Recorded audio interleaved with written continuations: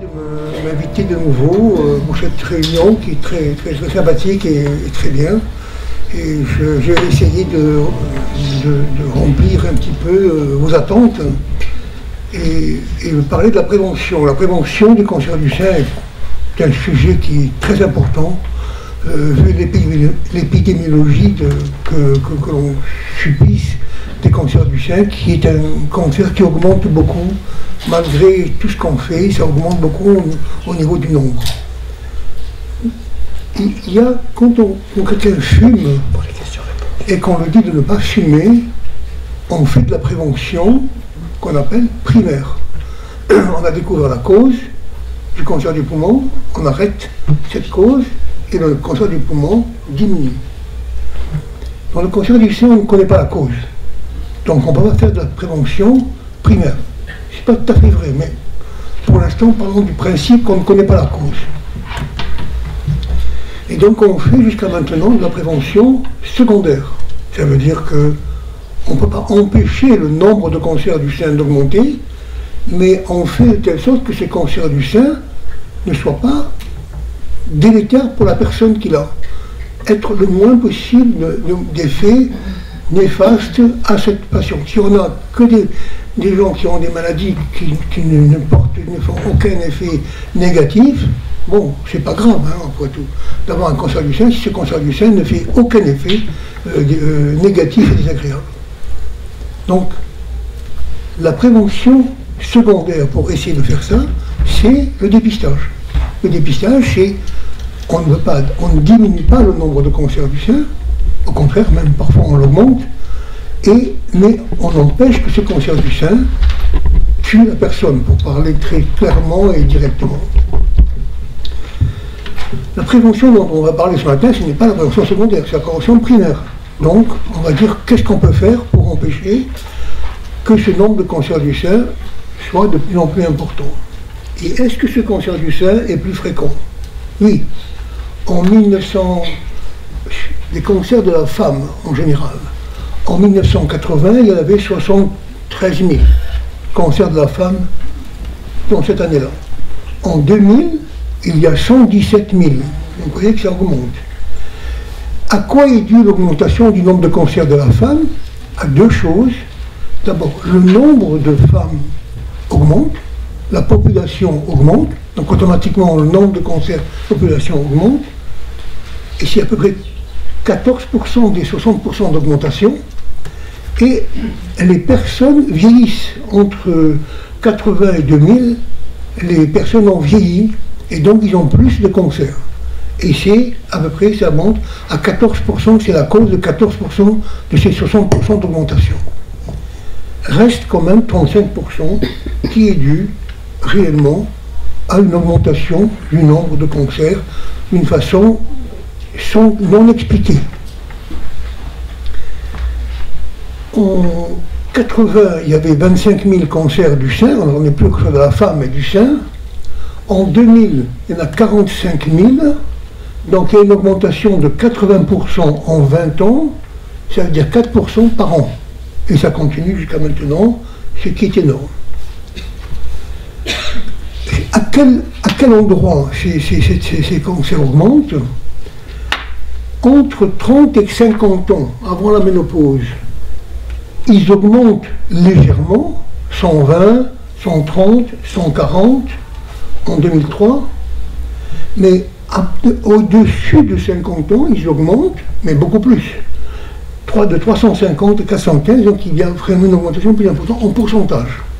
Donc, ils augmentent plus après la ménopause qu'avant, ce qui est d'ailleurs un problème du point de vue conceptuel. Parce qu'on dit que le cancer du sein est dû aux estrogènes, et ils augmentent juste au moment où on a le moins d'estrogènes. Allez comprendre ça, je crois qu'on n'a pas arrivé à le comprendre. C'est un fait, en tous les cas, ils augmentent. Jusqu'à 50 ans, ils augmentent de 1,5% par an. Après 50 ans, ils augmentent de 2,5% par an. Et actuellement, il y a 55 000 cancers du sein par an. Donc vous voyez qu'il y a loin de diminuer. Ça c'est toujours là. Donc il y a un inconnu. On ne sait pas pourquoi, on ne sait pas comment, on peut diminuer. Ce schéma est un peu tarabiscoté, mais c'est très simple en fait comme schéma. La ligne au milieu, ce serait pour les cancers qui n'augmentent pas, 0%. En bas, vous voyez ici, le larynx, Hodgkin, vessie, estomac diminue avec le temps. En haut, ça augmente. Vous voyez que le cancer du côlon et du rectum, ici, il augmente un peu. Le cancer du sein, au-dessus, là, ça marche là bien, c'est le deuxième truc vert, augmente plus. Celui qui augmente le plus, c'est le cancer du poumon. Vous voyez, c'est des différences, c'est une différentielle entre une année et l'autre. Plus la différentielle est importante, plus le trait est long. Donc, par ordre d'importance d'augmentation, on peut dire du moins bien au plus, c'est le côlon qui augmente un peu, le sein augmente réellement, moyennement, et le poumon encore plus. Voilà. Donc ça c'était pour situer dans l'histoire.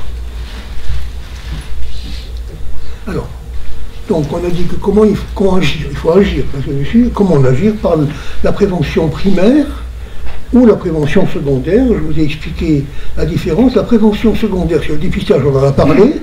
La prévention primaire, tout le monde sait que le sein est un organe hormonodépendant.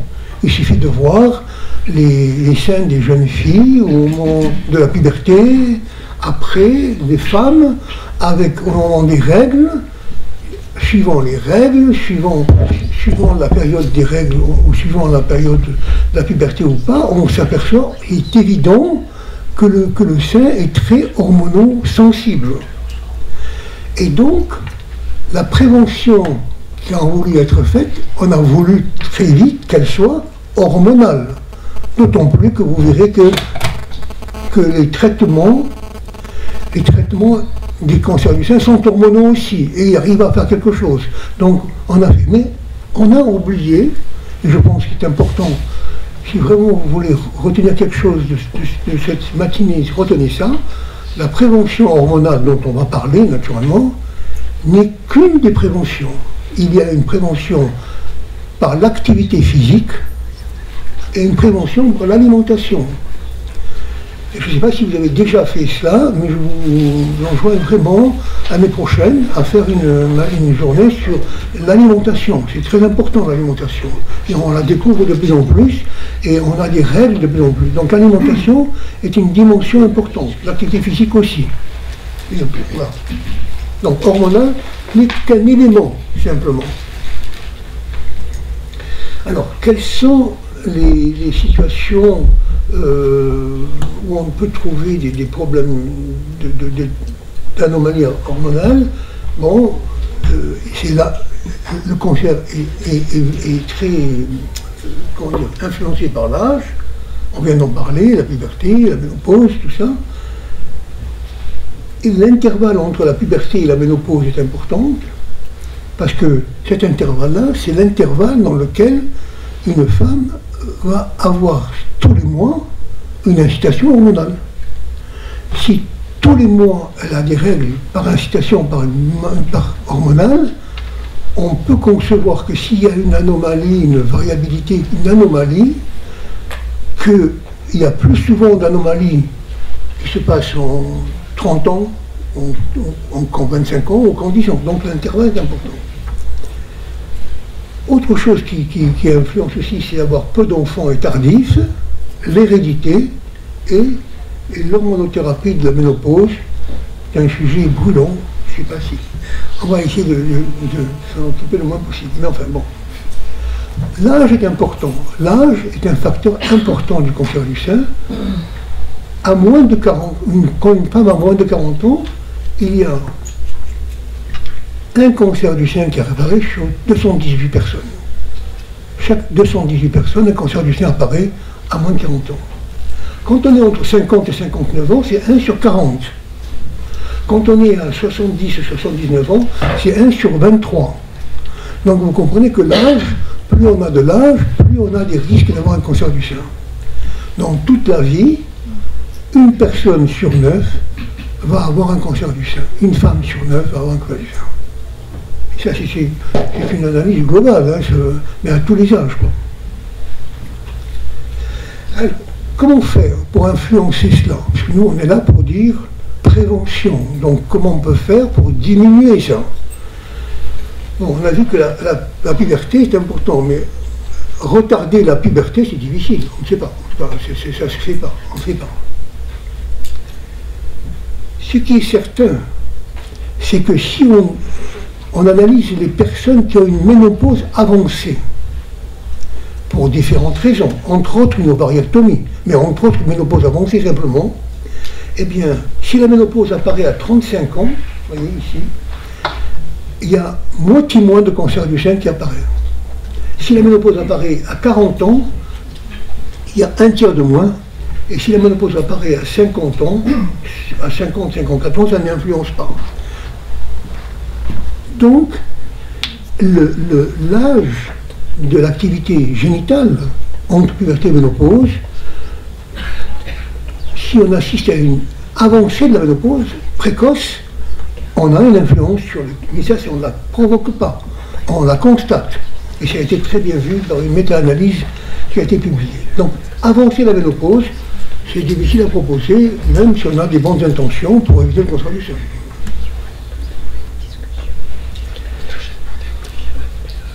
Un des facteurs, c'est d'avoir un premier enfant précoce. Donc ça, c'est les... Vous voyez que ici, en 1950, le premier enfant apparaissait dans les 28 ans. Et après, la courbe, en tous les cas,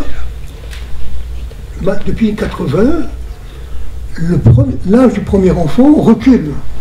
À cause des études, à cause de la vie, à cause des problèmes comme ça, actuellement, on recule. Donc, on ne prend pas le chemin du premier enfant précoce. Avant, on avait des enfants précoces, mais là, maintenant, vous voyez, maintenant, on est à 20, on dépasse 29 ans et demi. Donc, ce facteur-là, on n'en prend pas le chemin. Avoir beaucoup d'enfants, c'est joli mais il faut encore l'assumer. Hein. C'est-à-dire que quelqu'un qui a 6 enfants, approché comme ça, c'est très bien, c'est magnifique pour la photo, mais après il faut assumer ces enfants jusqu'à l'âge adulte, hein. Donc c'est pas facile non plus. D'autant plus que le nombre d'enfants diminue. Vous voyez, la taille des familles en France était de 2,6 en 1950, maintenant elle diminue, vous voyez que ça diminue énormément, ici pour arriver à peine 2,2, chiffre absolument nécessaire pour simplement qu'on puisse continuer à exister. Donc il faut au moins 2,2, donc on est au minimum possible. Peut-être que la mairie pourra faire quelque chose pour ça, je ne sais pas. Pour faire des enfants, il faut faire un concours d'enfants. Supprimer l'hormonothérapie de la ménopause, ce n'est pas devant des gynécologues prestigieux que je vais avancer sur ce terrain. C'est un terrain, il faudrait une journée entière pour en parler, et je ne vais pas rentrer là-dedans. Après, il y a des facteurs héréditaires. Alors, au niveau héréditaire, il y a des gens qui ont découvert les gènes qu'on appelle le BRCA1, BRCA2, qui sont des gènes que vous, mesdames, vous avez, que vous transmettez à vos enfants, et des gènes protecteurs. Et quand ce gène est un petit peu altéré, on dit muté pour faire scientifique, eh bien, quand il est muté, il ne fait plus cette protection. Et la femme, donc, a plus de cancer du sein parce qu'elle n'a pas le gène naturel qu'elle doit avoir pour se protéger de cancer du sein. Donc, on cherche les gènes. C'est tout à fait explicatif, mais c'est pas fréquent. Ça explique moins de 5% des cancers du sein. Mais est-ce qu'il y a une situation de risque pour diminuer un cancer du sein? Est-ce qu'on a une fois réussi dans notre vie à empêcher un cancer du sein d'arriver? Est-ce que c'est arrivé? Il y a une situation qu'on voit malheureusement tous les jours, c'est que quand une femme a un cancer du sein, non, on la soigne, on la traite, on fait tout ce qu'on voit, mais l'autre sein a un risque 5 fois plus élevé d'avoir un cancer du sein.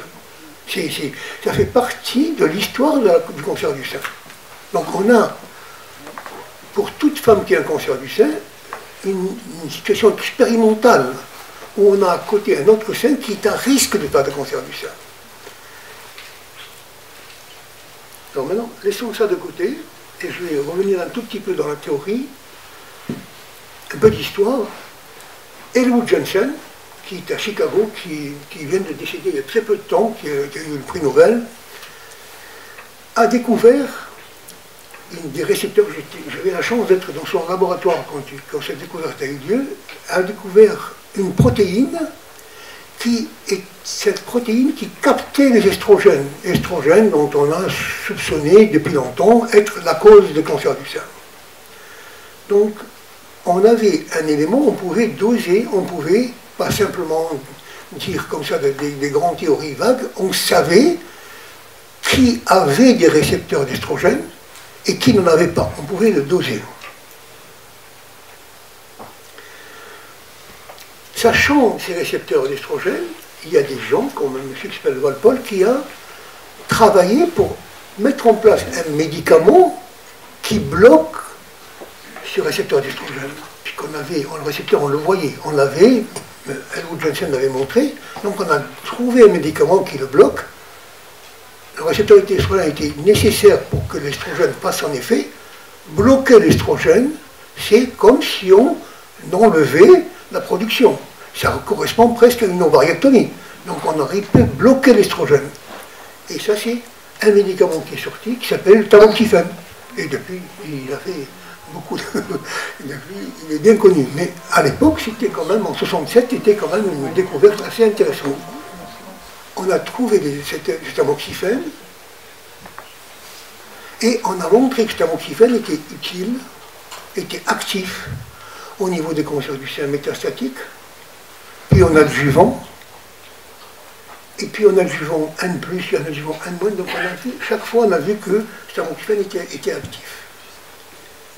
C'est un autre monsieur qui a fait, mais étant donné que le tamoxifène arrivait à guérir des cancers du sein évidents, on a vu là tous les niveaux de métastase à adjuvant, étant donné qu'il est arrivé à guérir, on s'est dit que donc ce tamoxifène pouvait empêcher la carcinogénèse d'exister. Puisqu'il pouvait guérir le cancer du sein qui existait, et on a découvert qu'il pouvait non seulement guérir le cancer du sein, mais empêcher que le sein contralatéral ait le cancer auquel on s'attend. Donc, il pouvait faire une prévention. Une femme qui vient, elle a un cancer du sein, le sein contralatéral est à risque de cancer du sein connu, environ 50% de gens qui vont avoir un cancer du sein, disons, j'ai un chiffre, disons, en gros c'est 1% par an. Mais on peut empêcher que ce cancer du sein arrive. Donc on fait une prévention sur quelque chose qui n'existe pas. Et il y a eu une réunion qui a eu lieu aux États-Unis, dans laquelle j'ai eu la chance d'assister, où on a conçu l'idée de faire un essai thérapeutique, où on allait donner du tamoxifène aux personnes qui n'avaient pas de cancer du sein, mais qui pouvaient peut-être en avoir, soit par des raisons familiales, soit simplement parce qu'elles atteignaient un âge où le cancer du sein pouvait arriver, comme on a dit qu'il y a une relation importante avec l'âge. Donc il y a eu des essais, il y a eu un essai qui s'appelle le P1, qui a montré que si on donnait du tamoxifène pendant 5 ans aux femmes qui n'avaient pas de cancer du sein, le risque de cancer du sein, le nombre de cancers du sein chez ces femmes-là, va diminuer d'à peu près 40%. Donc on est arrivé à empêcher quelque chose de survenir alors qu'il n'y avait aucun signe. Ce n'est pas un traitement, c'est une prévention de cancer du sein.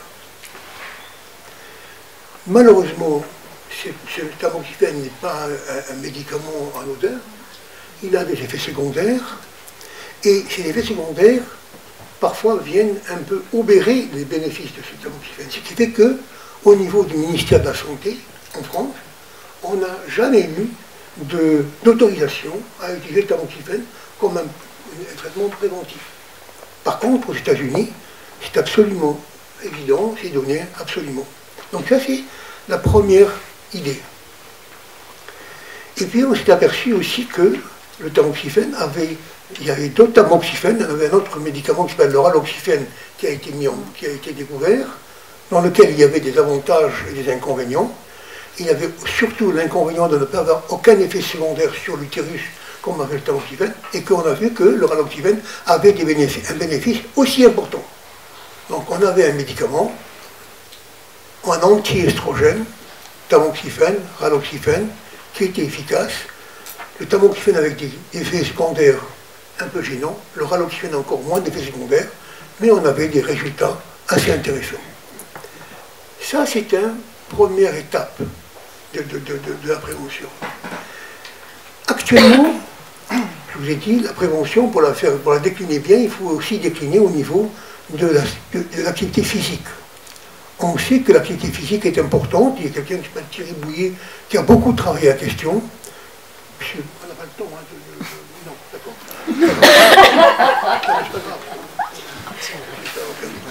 L'activité physique est absolument évident et que l'activité physique, quand on la fait régulièrement, on arrive enfin à diminuer. Ça veut dire, on diminue le nombre de cancers. Alors, sans aucun médicament, le dépistage ne diminue pas le nombre de cancers, peut-être même parfois un petit peu, mais l'activité physique diminue réellement le nombre de cancers. Donc ça, c'est une des premières choses que l'on peut faire pour vraiment diminuer le nombre de cancers qui, pour l'objet d'augmenter régulièrement comme il est actuellement. Mais l'activité physique, c'est naturellement faire du sport, mais c'est aussi tout ce que vous faites dans la vie de tous les jours. Quand vous faites le ménage, vous faites l'activité physique. C'est pour ça que les hommes vous laissent faire le ménage. En fait, c'est pour votre bien.